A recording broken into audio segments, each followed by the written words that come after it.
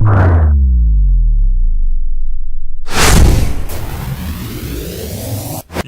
what's going on, Arkansas Razorback fans, SEC fans everywhere? Welcome to the one and only Pig Trail Network YouTube channel. I'm Ty Hudson, the creator, the host of this whole thing. I appreciate you guys. Appreciate you coming along. I hope you enjoy this, the new digs here and everything. But we've got some really important stuff to talk about in this one. Seniors coming back. How huge?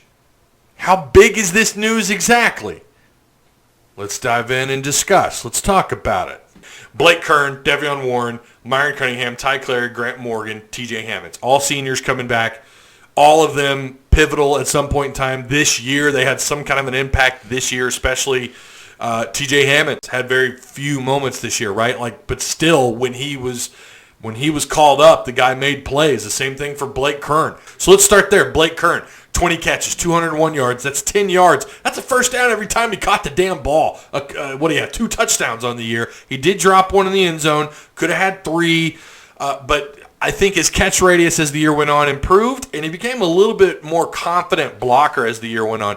I liked his progress throughout the year of 2020, and he emerged at a spot, at the tight end spot, where we weren't really sure what we had. Hudson Henry still hasn't lived up to that 4-star family hype that he had coming out of high school, coming out of Central Arkansas. But he's someone you feel pretty good about being the number 2 guy behind Blake Curran, unless he passes him up, which I think he probably could. But again, having Curran back speaks volumes. You feel a lot more confident at the tight end spot, because I do expect eventually for Hudson Henry to take over at the 1. But with the way Curran played in 2020, who knows? He might be the guy next year. All-conference caliber tight end, big time guy to bring back in 2021 for the Hogs.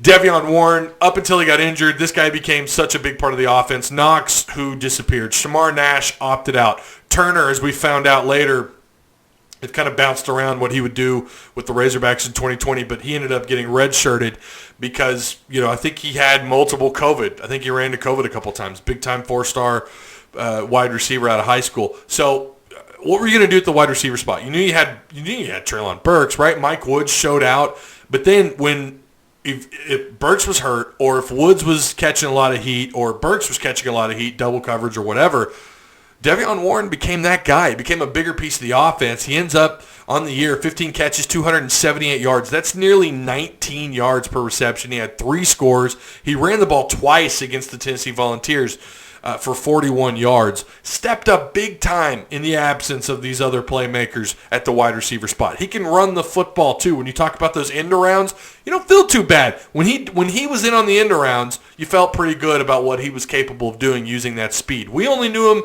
as a kick returner. He became a pretty big part of this offense up until his injury. If he's anywhere near what he was in 2020 in terms of getting back to full health and being the same player that he was, oh boy, 2021 could be special for the Razorbacks. It already should be, but he's just icing on the cake at the wide receiver position. Myron Cunningham, Ty Cleary, a lot of experience, especially with Ty Cleary, a lot of snaps under their belts. Cleary, who obviously belongs in the inside, interior offensive lineman, preferably at the guard spot. Cunningham, we just don't know what's going on at the left tackle spot. We just don't know. You get a little bit more assurance coming back in 2021 at that spot. I think he's a capable left tackle. I don't know about his ceiling. I've been asked, is he an all-conference caliber left tackle? They're going, these preseason magazines, now they go to 4 teams. They go to four levels of all-conference players, right? Yeah, okay, participation award, the participation trophy, sure. Not saying that he's only deserving of that. I think he possibly could be a 3rd, maybe even a 2nd team all-conference left tackle. Who knows? He's a capable left tackle. There's no doubt about that. Ty Cleary, he's got that experience. He brings that kind of leadership up front for the Razorbacks on the offensive line. It's good to get both of these guys back, and it just kind of makes you feel a little bit better. TJ Hammonds, the Swiss Army knife. I really think Raheem Sanders is a TJ Hammonds clone. I really think that he is. Raheem Sanders, you're talking about an incoming freshman who I do think, had TJ opted to come or to leave, to not come back and play out his next season, I really felt like Raheem was going to eventually take over that role as a receiver, running back, Swiss Army knife, what TJ Hammonds is. It's good to have him back because he's going to be able to, kind of show Raheem Sanders the ropes a little bit. I think you'll probably see them both play, but primarily my guess would be TJ Hammonds gets the majority of whatever time on the field between him and Raheem Sanders. Look for Sanders. I know this isn't a recruiting video, but look for him to get some kind of playing time next year, assuming his game translates immediately as a freshman. It may not. He may have to redshirt. TJ Hammonds, I don't know. I'm pretty sure he qualifies for an AARP card. He's a hell of a player, hell of an athlete. He's shown multiple coaching staffs now big playmaking abilities. He's done that. He's done that this year alone. He ran the ball 14 times for 101 yards. That's 7+ yards per carry. He caught the ball 3 times for a 20-yard average. 63 yards on just 3 catches. No scores, but that could change in 2021. It's good to have someone like him in this offense. I hope he's a bigger part next year, and I think he possibly could be. This one goes without saying, Grant Morgan. Grant Morgan, so far, and even if you've got Xavier Kelly and Jonathan Marshall, who could come back. I don't see them coming back, or at least not both of them. But Morgan is the biggest return, even if those guys decide to come back. If either one of them or both of them decide to come back, he's still the biggest. You're talking about a position you're razor thin at. Outside of him and Bumper Pool, you do not know what you have behind these guys. We saw what happened to the Razorback defense when Morgan left. Who was that? Was that Mizzou with the injury? They just fell apart. They were already struggling, but then when he left the field, and he's played through multiple injuries, by the way, but when he left the field, their defense is in big trouble. I do think year 2 under Barry Odom, with Rhodes at the linebacker, coach of the linebackers, I feel better about the direction of where they're heading. But now with Morgan coming back, are you kidding me?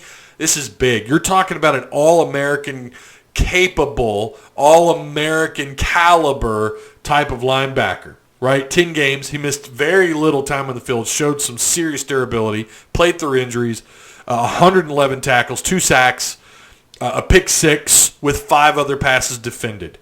Grant Morgan is a big-time return for the Razorbacks in 2021. So with that being said, there's your breakdown. I hope you guys enjoyed. Remember, like, comment, share, subscribe, all that stuff. Check out the links provided for you down below. Please consider joining the PTN Patreon. Again, if you don't want to do that, there is a PayPal link, one-time thing. Throw in the old, you can throw in the tip jar. Call that the tip jar. I do appreciate you guys. Until the next time, Woo Pig Suey. Go Hogs.